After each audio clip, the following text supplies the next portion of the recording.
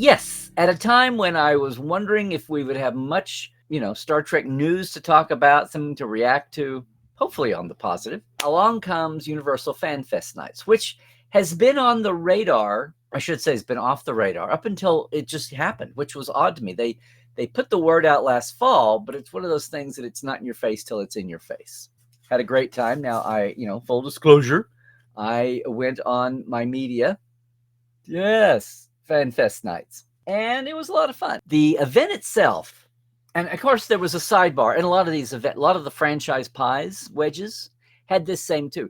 There was also a branded Quark's bar. No, it looked nothing like they took one of their outdoor cafe event places, stand up ordering, and just branded it for Quark's bar. And then right across next to it was a 10 forward, using the branding from the Picard style 10 forward, right? The 10 forward that looked neon-y. And they had premium drinks there.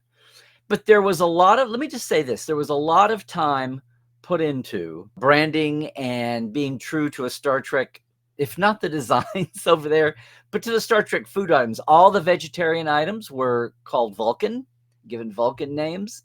There was a Cardassian dog, which was like hot, flamey, crushed Cheetos dipped around a hot dog. There was some creativity there and some stuff that made sense. And it was a lot of fun. And then you had the event, which had live actors. There was a Star Trek photo op too, which was confusing. Between 10 Forward and Quark's bar, there was a Enterprise D horseshoe rail with a captain's chair and then a banner behind it. And you could sit down, and a guy, staffer, taking pictures of you when you could take your own picture, but he was taking you, handing you a card. You could get your shot later. Friday's opening night sold out by noon. Things run Friday, Saturday, Sundays. I should tell you this. FanFest is going to run through the weekend of May 18th, Sunday. So you've got 3 more weekends to get there, or 3 more weekends to see people posting about it, right?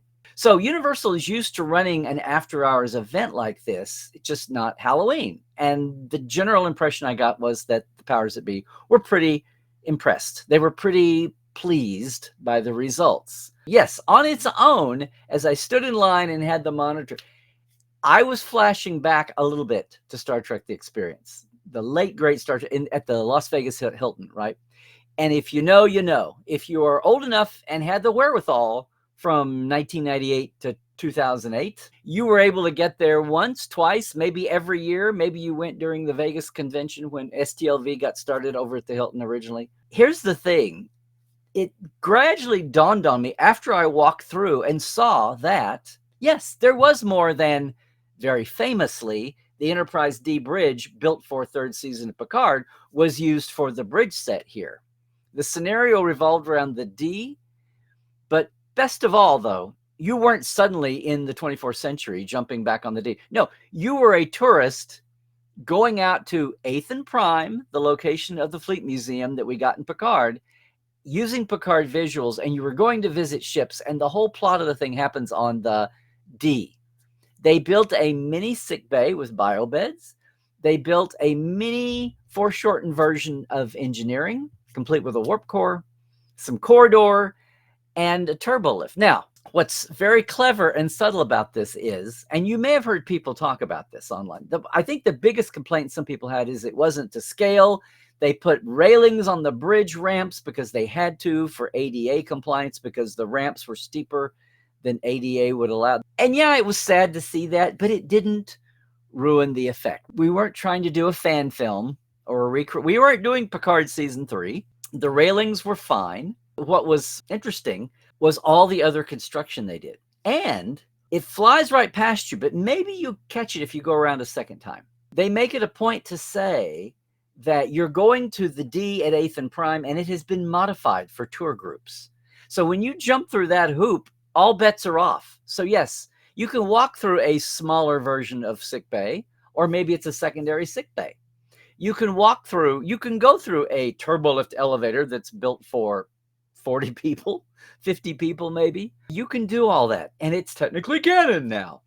But it was the technology we didn't have in the 90s of large plasma screen view screens. It was amazing what they could do, and in different places, and just throw stuff up for window dressing, right? For set dressing. It was a lot of fun. It starts off with you getting on the tour, just the same way the old experience did, the way Star Tours did. The way it's a staple, right? They have a lot of fun with it. And after I went through the one time, the one thing that I had wondered about was I saw a transporter mentioned. And if you ever were lucky enough to go through the experience, you know what the coolest thing of the whole damn ride was, the original Klingon ride, was the transporter. Because you start off, the conceit there being you're a tourist in Vegas and you get hijacked by Korak, the time temporal mechanic scientist Klingon. You're whisked away, you're beamed away from this touristy recreated transporter and wind up in the dark, and the lights come back up and you're on the real transporter. Well, coming into this, the one nod that I hoped wouldn't happen was that they were so ambitious at Universal FanFest that they were trying to recreate that experience because they weren't going to be able to. And thankfully, it was a little on the wimpy side, but it was cute. It was fun. You had mist, and you had transporter sounds, and no one tried to hit that bar. And that is perfectly fine. I'd rather had that than to have them try to go all out, because there was no way. There was no way. Given that, my mind drifted over to, I wonder how many people who went to the experience and have missed it terribly and had nothing to replace it since can come to this and experience all that there was.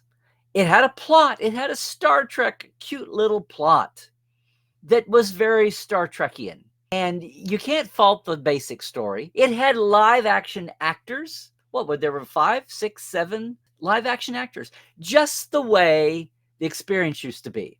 These actors are all in Picard era uniforms. They all look like young Starfleet officers. You've got people on screens also interacting, and special effects. So, you know, it was an amazing reuse. I was even thrilled because the horseshoe, the command area, was cordoned off. Only the actors used it. The crowds were on the ramp and the aft stations. I was a little upset that they were using the Picard Bridge for a tourist attraction with people tromping on it for a month. Thousands of people are going to trample through that carpet. Well, it had new carpet and different carpet, and it's going to be okay. It's going to be okay. It'll still survive, I think, in good shape to be used down the line again. It was amazing meta Star Trek universe to say that you're on the D, but it's the D at the Fleet Museum. So it's not the D of the film TV adventures. So they are able to introduce the caveat, right? They can make it canon that these modifications, the reason there's 40 people in this huge turbo lift is because it was a specially installed turbo lift to handle tour crowds at the 8th and Prime Museum. Okay. That part's done. So it was a great experience.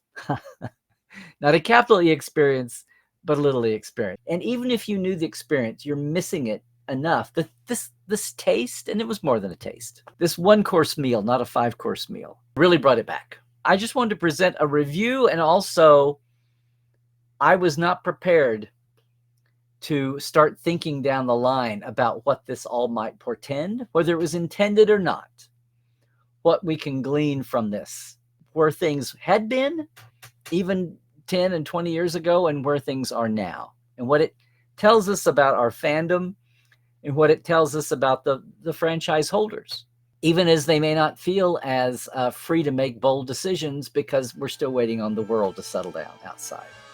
Yeah.